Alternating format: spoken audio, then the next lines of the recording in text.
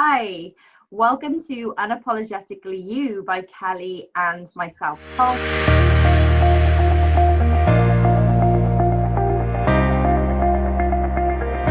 We are so excited to introduce our next guest. She is a female coach who studied her master's in high performance sport in Australia.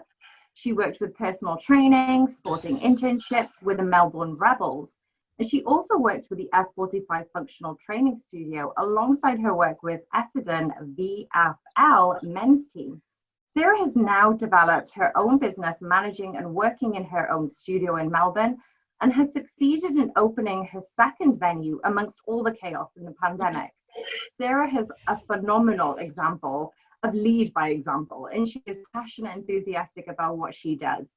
She shows this in the way she works with her clients and the relationships she builds. So Sarah, welcome. It's so good to have you on this podcast. Yeah, welcome, Sarah. Thanks, guys. I'm really excited to be on here. Thank you. You're welcome.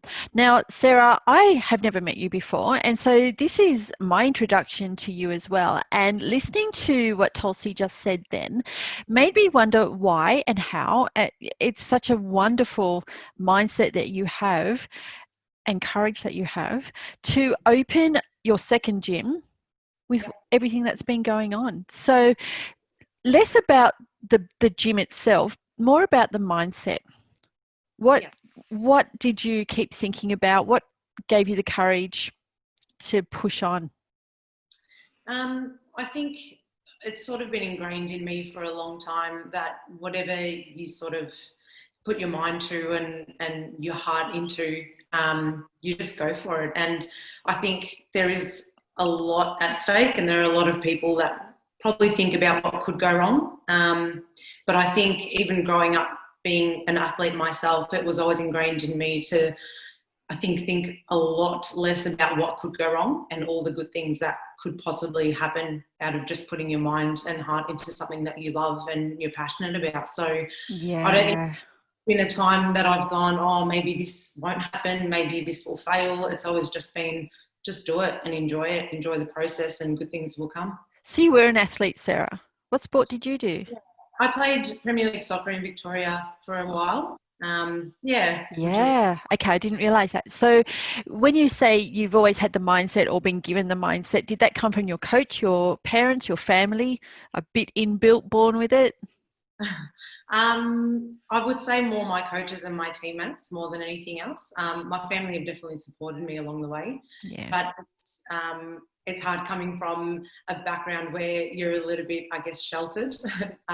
You're not taught to take on the world as much, but once you step outside of that and you're, I guess, mentored by people who have come across all of that before, it becomes a lot easier to just put your mind to it and start to think that way as well. Yeah, and so that was your background. You were a bit sheltered by mum and dad. Yeah, definitely. Very overprotective parents. Yeah. I would say the same for me. And so is that part of heritage, or just mum and dad being so in love with their little girl, they just don't want anything to bruise her? A bit of both. I'm dad's girl, that's for sure. Bit of that with it, but no, definitely a heritage thing. My parents both escaped the war growing up, so yeah, for us it was protect each other, protect your family, and just make sure that everyone's safe. So it was a little bit hard for them to let go. Absolutely. Growing up, yeah. What war, Sarah? My parents are from Lebanon, so the civil war that happened over there, and they moved down to Australia, down to Melbourne. Ah, what a story. Yeah. Amazing. Yeah. That's incredible. That's really good.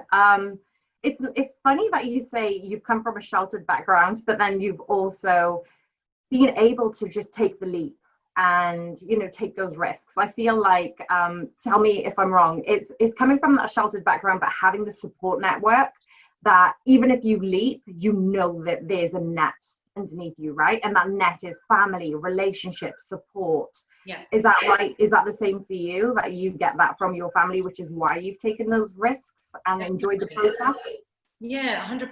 And I think it's funny you say that, Tulsi, because I know for some members of my family, for them, it would be such a scary thing to take the leap. And so when they have somebody that they love so much that is willing to do that, it's all systems go, we'll be there, you know, anything you need, we'll support you through it. So that's been a massive part of me being able to do all of this. It's been amazing. I love that. Me That sounds too.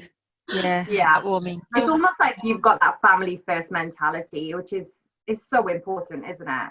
Definitely. But I just wanted to ask a little bit more in terms of juggling various responsibilities, especially with the COVID at the moment. You're now in phase 2 of a shutdown, right? So you had a temporary moment where you can open your gym.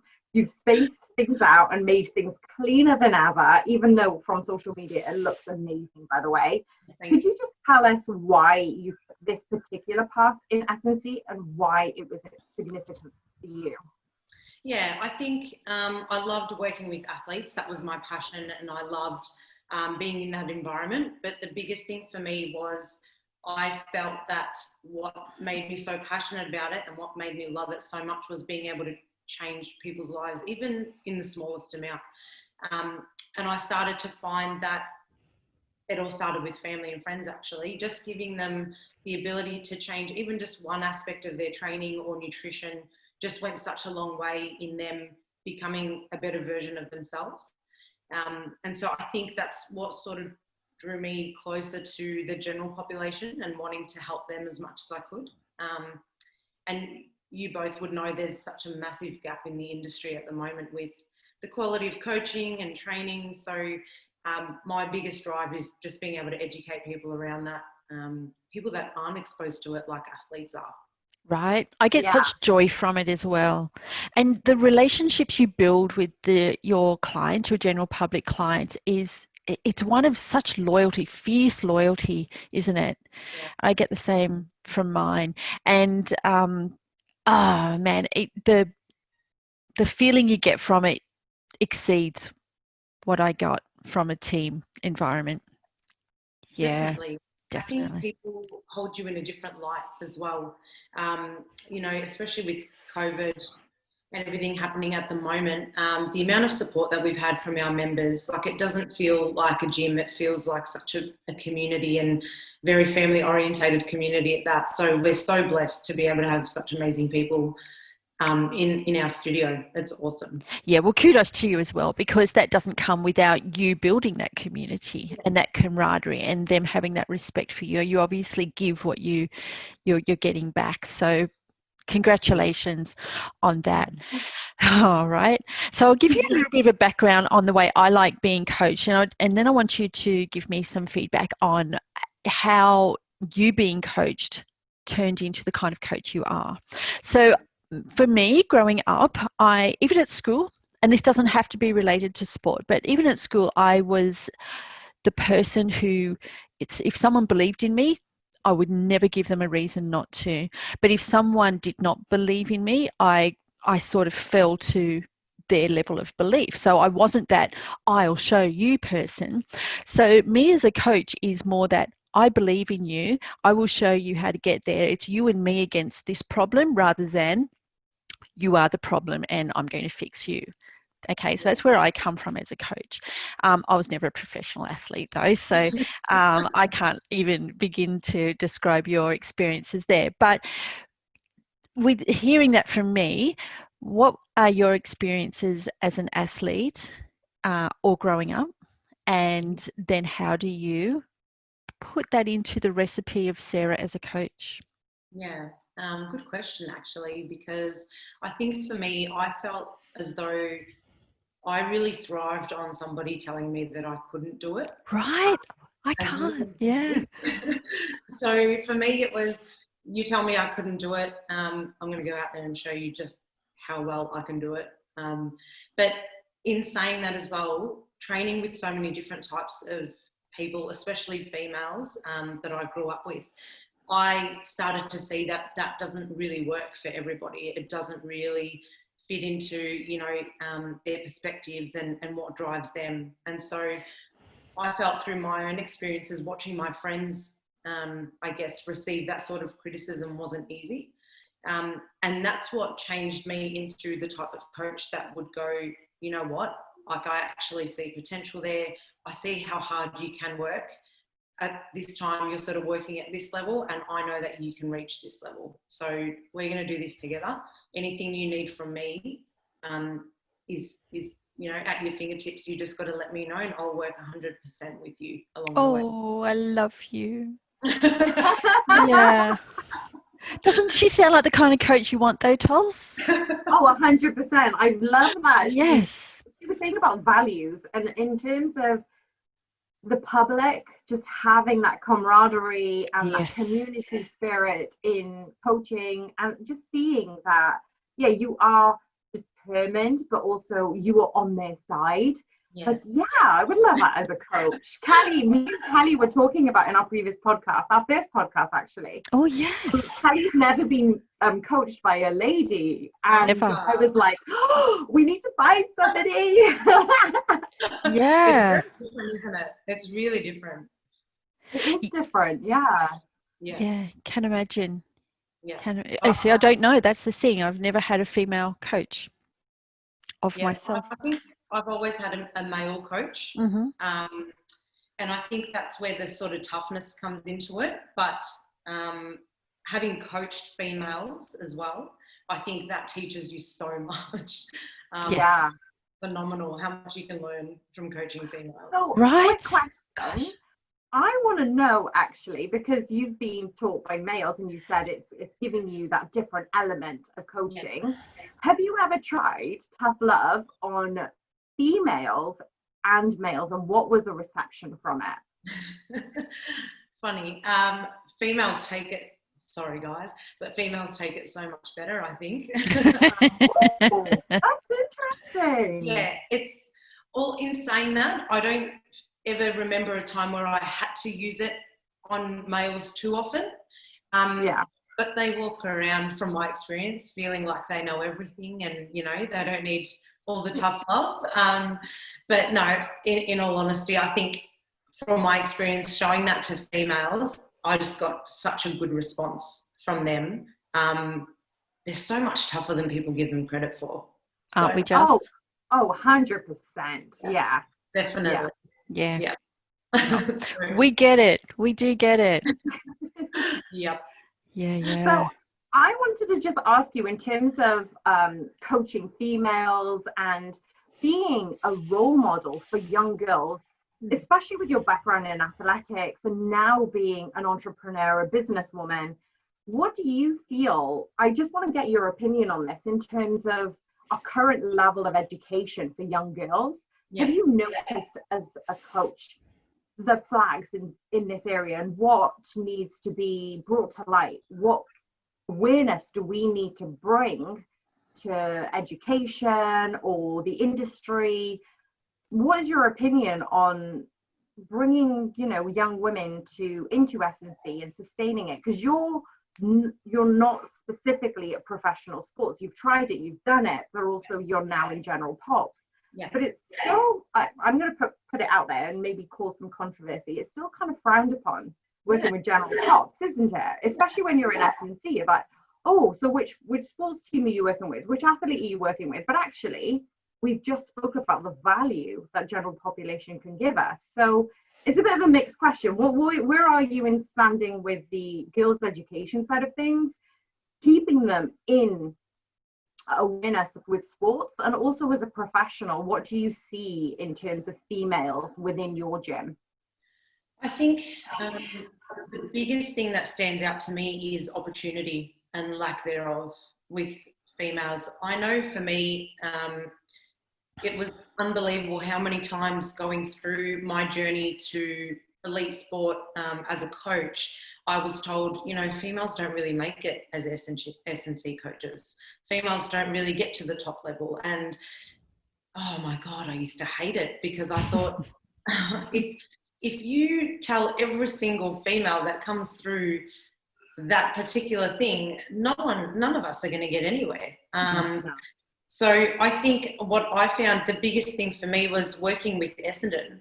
They were so good at embracing having a female there, and they absolutely loved it. And that's what helped me grow, and that's what made me want to stay. Like, giving up professional sport while I was at Essendon was made so much harder because I actually loved the environment and I thrived because they were so open to giving me opportunity, helping me learn, providing professional development courses. So I think the biggest obstacle that I see with female SNCs is just opportunity, is people actually giving them, you know, the ability and capability of being able to learn and step outside their comfort zone a little bit. Yeah, I actually think females are seen a bit more as competitive now, competitive for the same job, right? Same job role. Oh, So, yeah. So we're not treated as little pets anymore, No, definitely. right? Definitely not. And I must say, it's actually changed my view on now when I walk into some place that I'm, you know, I guess wanting to look for an opportunity as an S&C coach, I actually feel as though being a female is quite an advantage now. Oh, yeah. Definitely. Yeah. Yeah. And I think that's such an amazing thing for us to have at the moment. Is it, do you find that you're sometimes underestimated and it's kind of like, oh, I've got a chance here, I've got an opportunity in this? Isn't it the best? Yes, it is. Yeah, I love it. It's definitely walk in feeling underestimated, and then once you get hit with the hard questions and you know exactly how to answer them, you think, yeah, this is why I'm here, because I know that I know this stuff. And yeah, it's an awesome feeling, that's for sure. That's Yeah. amazing. Yeah. And what would you, in regards to, you know, the lack of opportunity that females are given, if you were to change anything in our industry, what would that be? If you were given magical powers today, what would you change in our industry and why? This is probably a weird one, but ego is a massive thing. Ooh, okay. Yeah. In what context? I think we spoke about obstacles with opportunity for females, but I think the one thing that I love the S&C industry and I think it's amazing, but I think the one thing that I didn't enjoy about it was ego. And I think it just bred such a toxic culture in the environment that I was in particular places. And I think if you could eliminate ego and have everyone on the level playing field, people wanting to help each other out, people not seeing other people as a threat and just actually working together, I think that would be amazing for the S&C industry. I think it would just push it to the next level, and it's something that I think is really lacking, and I would love to change that. So you think it might be more it's for me rather than for the team type of thing? Yeah. No, absolutely, I agree with that one as well. What about from your experience, Tuls? Oh, I don't know. I didn't. Turning it back on Tuls. That's sneaky, Cal. Yeah, so you were just listening to Sarah. Yeah. I love the ego part. You kind of depicted something I've never even thought about, but it's so clear as day. I remember, you know, it being a swinging contest every time you go to a conference, right? It's like, oh, what job do you do? What do you do? What are you doing? Who are you coaching? Blah, blah, blah. And I'm like, I don't need to prove myself to you, because you know what? I've come to a point where I'm not going to ask you for advice. If you, especially if I don't know you as a person, and that's what it whittles down to, right? Do I know you as a person? Can I confide in you? Can I trust you? I'm not here to show off my skills, but actually that comes back to, we don't really self-promote, and maybe we need to self-promote more as women, right? There was a Harvard Business Review, and I know it's been going around social media at the moment, and women just don't tend to self-promote, and when we do, we get criticized and ridiculed for it.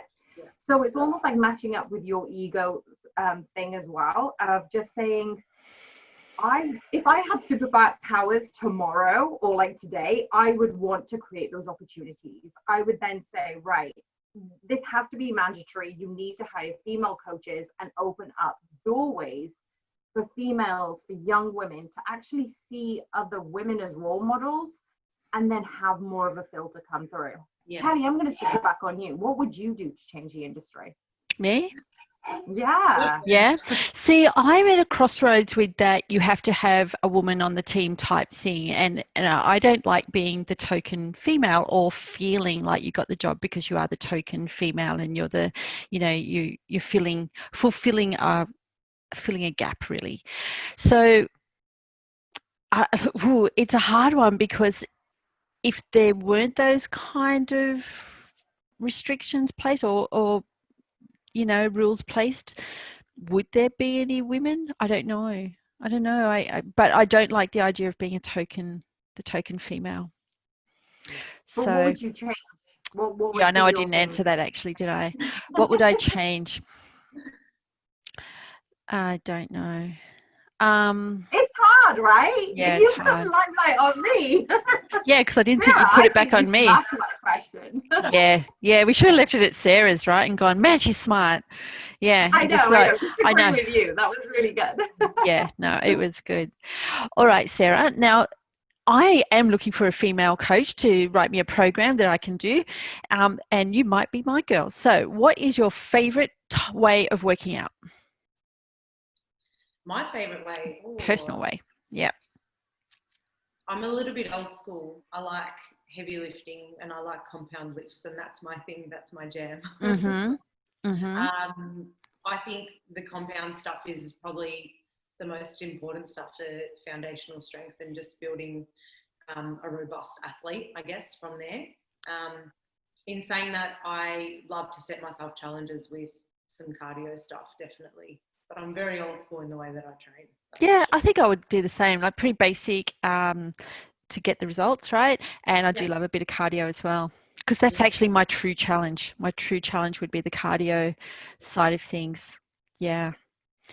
All I right. think I'm the same. I hate cardio, but to challenge yourself in conditioning, it really does push you, right? It's like not conventional cardio, but it's actually, and that's where the S&C side of things come in. It's just being analytical about what your target is, right? Yeah, definitely. And I think even it's funny with the COVID stuff that's happening at the moment. We were in lockdown for about 3 months, and I'm usually a runner, and I thought I want to set myself some challenges with the ski erg, the assault bike, and my God.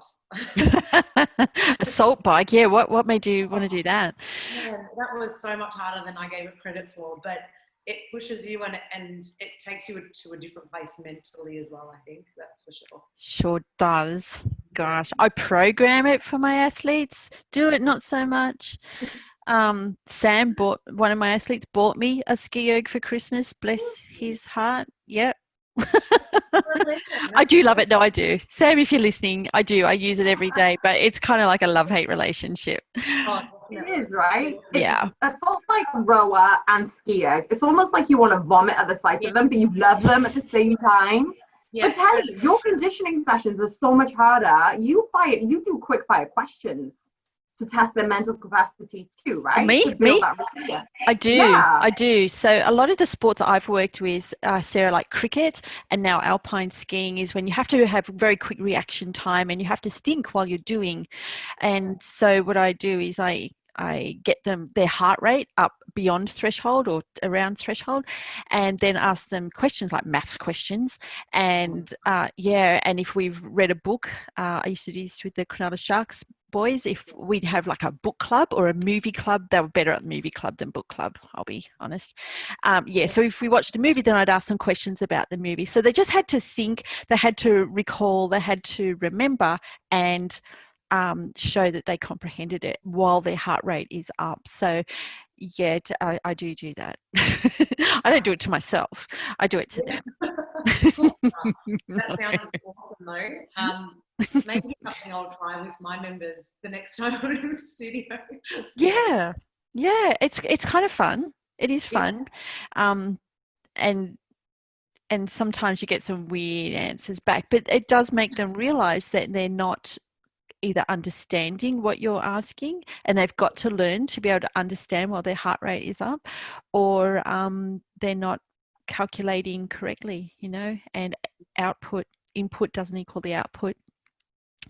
So Yeah, I good. would completely fail at that. Right at this moment, I was doing videos in a conservatory and I measured the temperature in it and it got 32 degrees. I don't know what that is in Fahrenheit, but No, it's I don't so know. hot. As I was coaching and obviously recording, I was going through like a mind fuzz. I was like, what am I saying? Like, how can this live? Oh, poor It's Tulse really with good. 32 degrees, Sarah. Poor Tulse. I'm like, how? I'm like, how does this connect? How? But yeah. I would struggle big time, Tulsi. I'd be the same, don't worry. Yeah. Is that what, Melbourne weather? Melbourne weather is more than 32 most of the time. Summer? Yeah, I think it's funny. Summer, I wouldn't feel so bad, but it's winter. Ah, And then it's 0. it's just out of context. Yeah. Yeah, no, I get you. I get you with that one. Yeah. So Sarah, I'm going to ask you a bit of a personal question now. You've been married, is it 3 years this year? 3 years, yeah. 3 years this year. And not that I stalk you on social media No. or anything. But I love that you, correct me if I'm wrong, you're quite spiritual as a person. Obviously, you're family orientated, as you mentioned before. But can you tell me, and Kelly, you're going to probably resonate with this because I'm not in a relationship, but what is one thing the married life has taught you as a person and a professional that it didn't teach you being single, I guess? Yeah.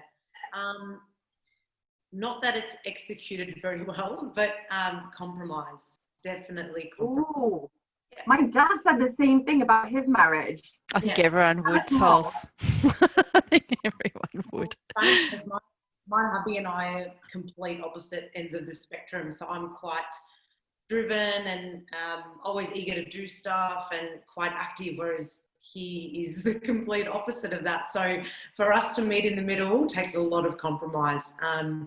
And I felt that that's what I had to, I guess, learn and try and implement in my professional career as well. It's a good human skill to have. Yeah.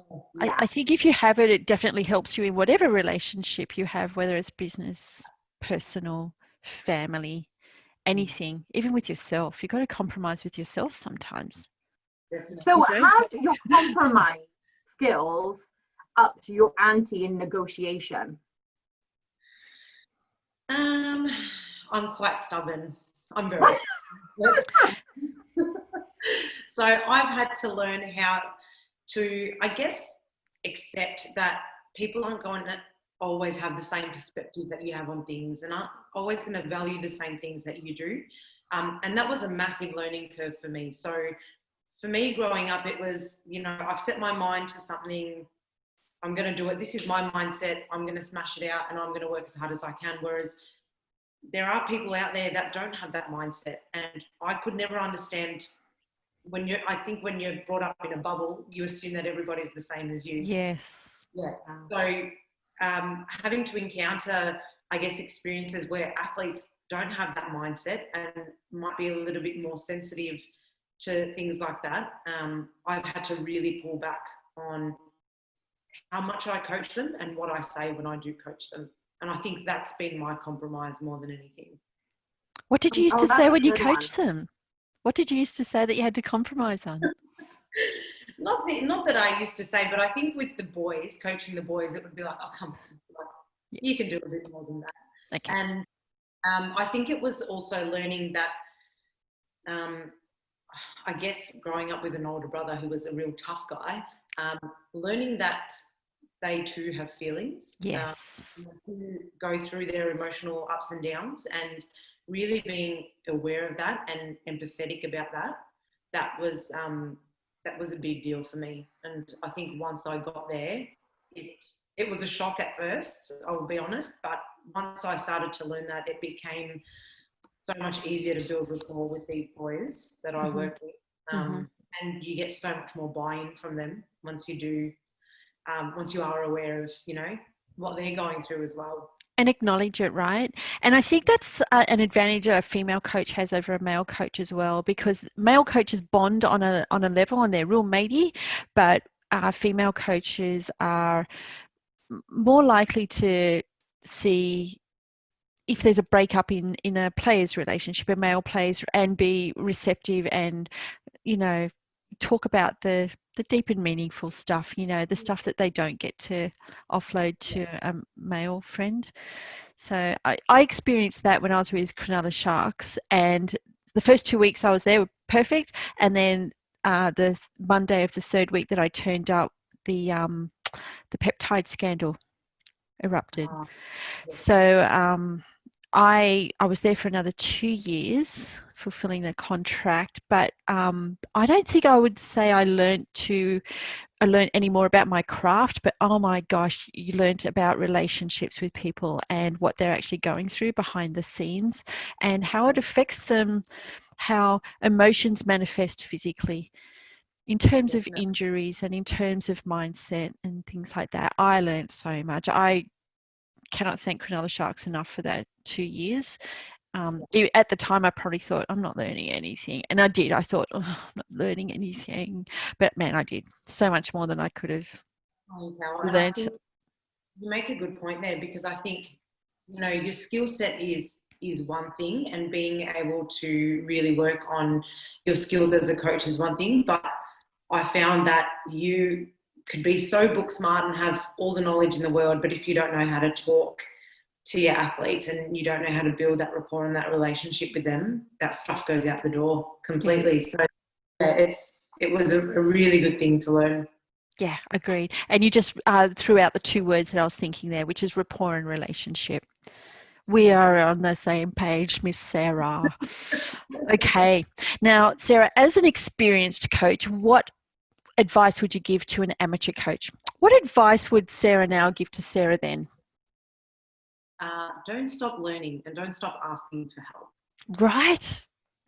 My biggest thing. Yeah, I used to be so scared to ask people for advice and for help, and it was only until I started at Essendon where a lot of the coaches were so open to helping and so open to showing me the ropes that I went, oh my God, there's so much that I don't know. So definitely be open to learning, because you're never ever going to know everything. Oh gosh, no, absolutely not. And it's only when you start to ask questions that you realize you don't know, right? So when someone says, ask me a question, you go, I don't really have anything to ask. But then, you know, you make something up and you go, oh, I actually didn't know that. You know, so yeah, being open to asking questions or open to learning and never give up asking questions. All right. Very good. Great answers. I love those. Yeah, me too. Okay, so Sarah, what skill do people need to invest in before starting their own company or gym? So in your opinion, what could you do more of? And just let people know what skill to nurture before they get into business. That's a good question. I think for me, it would probably be communication. I think I've had a lot of, you know, friends who are also like gym owners or personal trainers that have tried to build up a business and haven't really succeeded the first time around. And I think the biggest learning curve for them was actually learning how to communicate with people. I think it's been massive. And even for us, you can't really build a community and a culture without communicating. And that's, I think, wherever you go, whether it's in business, whether it's with your athletes, whether it's, you know, your friends and your family, I think communication is such a massive skill set to really work on. And surprisingly, something that a lot of people don't have. Yes. I've mastered. Yeah. No, absolutely love that answer. And so true. Absolutely true. It's something that transcends not just your business life, but personal life, friends, family, and then people you meet, you know, over the counter at the shops. You know, if you can communicate well, yeah, you're on the jet stream of life, I think. All right. Now, Sarah, if you had well, you do. Who would you like us to speak to? Who would you like to hear from? And this doesn't have to be a sporting person, but it can be, because I would say Michelle Obama, but, you know, or a famous person. Yeah, that's the goal. So, but who would you like to hear from? I'm a bit of a fangirl, but I would say Michael Jordan. Oh, yeah. Have you got his number to give to us? Oh, if I did. Email? Okay. All right. So we'll find a way. That's all right. Um, Yeah, Michael Jordan. Have you seen his the show that's on at the moment? What's it called? yeah, The Last Dance. The Last Dance. That's it. I've loved him since he was younger, and it's funny because I never really watched him like I did, but I never really appreciated him as an athlete. It was more once I got a little bit older and started to watch all these interviews with him and the way he holds himself and Yes. his mindset around his training and around his efforts and things like that. That's what made me just absolutely love just hearing him speak. So it'd be awesome to chat to him, I think. Yeah. I haven't even seen The Last Dance. Oh, Listen to Kelly, both of you. are you the only person on earth? In the whole wide world, I'm sure of it. But it gives it, my clients have all been telling me about it. So I feel like I know a lot, but I will definitely watch it. But I love hearing other people's versions of what they got out of it before I watch it. Yeah, I think. Oh, Yeah, tell us, what do you reckon? Have you seen it?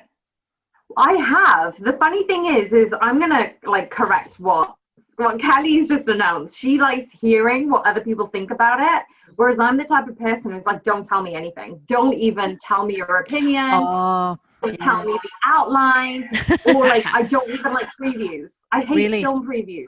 Yeah. I know somebody who reads the last chapter of the book, so they can then start reading the beginning. I'm like, oh, hello. Oh, no. No. I don't do that. No. So the thing I found about Michael Jordan was I'm similar to you, Sarah. I knew him, I saw him in the limelight growing up, but we didn't really have access to watch basketball games. Yeah. So I kind of knew him from social media and I admired him from afar. And then as an adult, like listening, especially with The Last Dance, it gave us the documentary about how he evolved his athleticism, how he nurtured his personal relationships, which I love as well. Yeah. And even though he's had a lot of criticism for being quite a tough athlete, especially say an unlikable person to his teammates, I just thought, well, you don't get to where you've got to without having those things, and there is always going to be some sort of sacrifice. And if that meant he was always good at tough love, especially with his teammates and himself, yeah, well, that's a part of his success. It doesn't, it doesn't go like water and oil. It gels. And that's where I think that I loved his documentary. And I know some coaches have actually watched it again, because the first time you're kind of left in awe, and the second time you kind of take in more information. So I might have to kind of recap it and watch it over again. But yeah, that's going to be a tough challenge for us, Cal. I'm not going to lie. Michael Jordan, yeah. But I am writing it down. I'm writing it down nonetheless. Michael Jordan. Funny, Yeah. I think he's so misunderstood, but I think, growing up playing soccer, I had a coach who was exactly the same in the way he approached his coaching with us. He had never coached females before he coached us. And I remember him saying to me at the end of that season, it's been such a whirlwind. Like, I can't believe how many emotions you guys have and things like that. There was so much tough love there. And it was almost to the point where if you're not here to win, get out. And as tough as it was, we loved and respected him so much, because he actually got us to that championship at the end of that season. And we bonded on a level that we never thought any of us would. And we still speak to this day, and that was 7 or 8 years ago now. So I think it's very misunderstood, but when you experience it and then you know the person and their intention, it's really different. It's almost like a coach. When your athlete or your individual knows you care, the tough love is basically a facade. I remember just texting somebody the other day when they basically texted me about their training, and I was like, "Oh, just be careful of this." And I was almost mothering, but it didn't. You know what I mean? Like I didn't mean it to be mothering. It was just my way of caring, just going, "Make sure you do more mobility. Make sure you do this." And I'm like, "Why? Why am I saying this?" But it's only because I care about this person. And I think that comes across as an athlete, as a coach, especially when we're imparting our own skill. but we're giving it with a pinch of salt by saying, well, we care about you. We want you to be injury free for as long as possible. This is our advice. Definitely. Yeah, for sure. Awesome. So Sarah, it's been so interesting to talk to you. I think we need you back again to have like a part 2 series or something. But I did too. And when we get Michael Jordan on, it'll have to be featuring Sarah, right? Oh my goodness. Please Why not? Why not? Please. So how can people find you? Where do they look for you in social media, and how to follow what you're doing in your business? And so I'm on LinkedIn at the moment as well, just under my full name, which is Sarah Nehme. And on Instagram, I'm on there as Says24. So you can follow me there. All right. I will find you right now. we will put it in our description as well, so we can follow you guys. But thank you so much for your time today. And you're in second lockdown now. So how is that going? Yeah, lockdown 2.0 has started as of yesterday. So we're here for about 6 weeks. We're going okay. We've bought a whole heap of puzzles to do, so we'll be fine. It'll be busy for a while. Oh, well, look after yourself. Yeah. And try and stay sane. Oh, thank you so much, guys. This has been awesome. Thank you. And it was lovely for me to meet you too, because Tulsi has talked about you a lot. In a good way. I meant that in a good way. And I've been looking forward to it. So it's nice to finally meet you. Really is. Thanks, guys. You too. Thanks, Sarah. All right. Look after yourself.